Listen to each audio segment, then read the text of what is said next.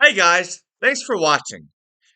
One thing that, as a Bengals fan, and I am a Bengals fan, but when I look at the AFC North objectively, I just don't see how people, and there's a lot of people, how a lot of people are putting the AFC, are putting the Ravens ahead in the AFC North.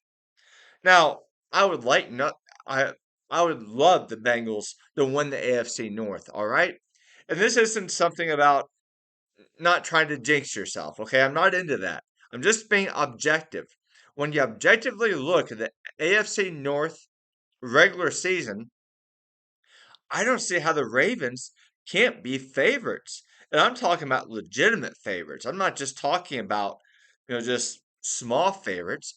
And please correct me if I'm wrong in the comment section, but look at the Ravens defense compared to the Bengals defense. The Bengals had to let like two of their best defenders go, and Bell and Bates. Now I think Reader's more important to the Bengals. I think Henderson is more important to the Bengals. Maybe even Hubbard's more important to the Bengals. But still, look at the Ravens. I mean, they have Humphrey, number one. Humphrey, one of the best CBs in football. They have strong safeties. They their linebackers is just smash mouth. You have Queen, and Queen is he's above average. He might even be good. But then you have Roquan Smith. He's better than any linebacker the Bengals have. Roquan Smith is a monster. I wish the Bengals did have him. And $20 million a year for Roquan Smith actually is a good deal. But then we get to the Ravens. You know how the Bengals had to cut? Well, they didn't cut, but they didn't resign Bates and Bell. Well, the Ravens have Hamilton. He is a star. Hamilton is going to be one of the best safeties in this league. The Bengals have Dax Hill, and when they when they drafted Dax Hill, I believe he was the best player available to their knowledge at the time, and I think Dax Hill probably will be a pretty good player this year, but not a Hamilton. Not his quality. I think that Ravens defense, theirs just going to be so tough to stop. I remember last year when the Ravens offense was depleted in game week 17 and the wild card round. The Bengals, they had a hard time with the Ravens both games. And in that wild card round, I don't know if the Bengals win that game if Hubbard doesn't get that fumble and run it for a touchdown. I mean, they probably don't win that game. And that's without Lamar Jackson. And I think that was out without Dobbins too. So you have the Ravens, they have Dobbins, they have a better running back. Mixon, in all honesty, probably any other team would cut Mixon right now because you want money to pay Higgins, you want money to pay Burrow, and you have Chase on the horizon. Mixon's not worth what he's being paid. But see, the Bengals, they don't have as much money as the other teams. So one of the things of the and this is my philosophy, this is what I think. I think what the Bengals try to do because they don't have as much money as some other teams, is they honor their contracts.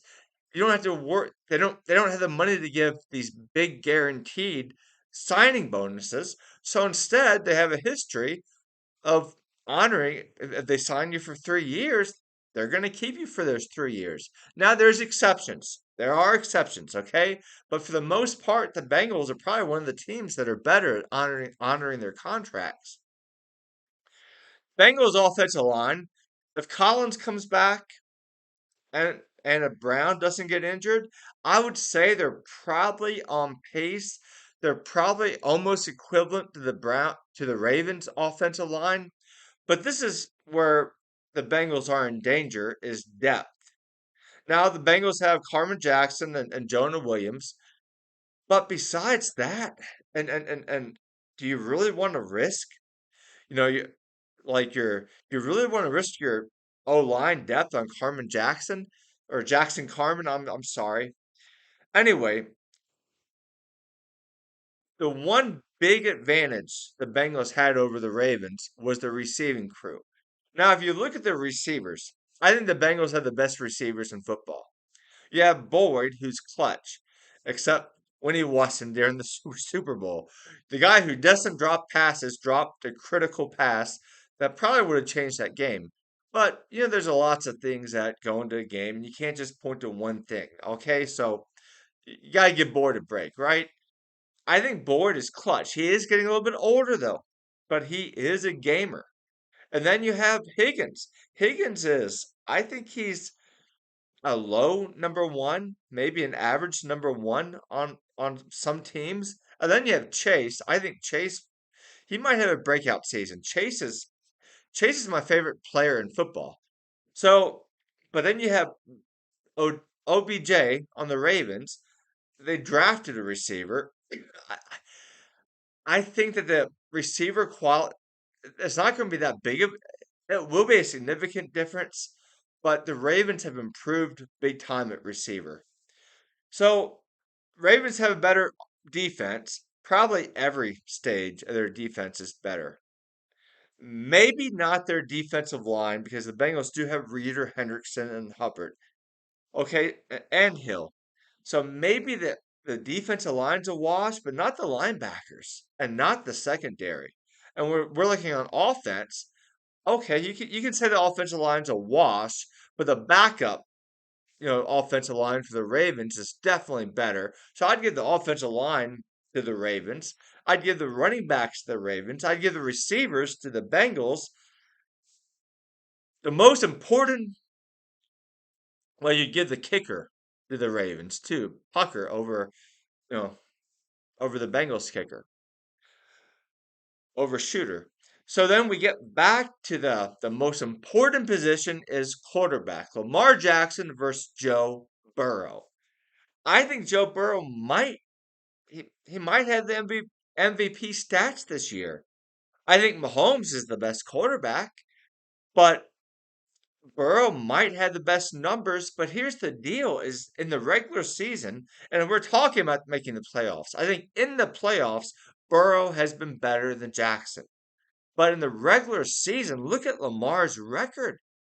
It's incredible. I think in the regular season, Lamar Jackson is a nightmare. I think he's hard to plan for, and the Ravens play so differently from that you have to totally like redo your scout team has to totally redo, what how you're going to defend. I think Lamar already got an MVP. Joe Burrow doesn't have an MVP.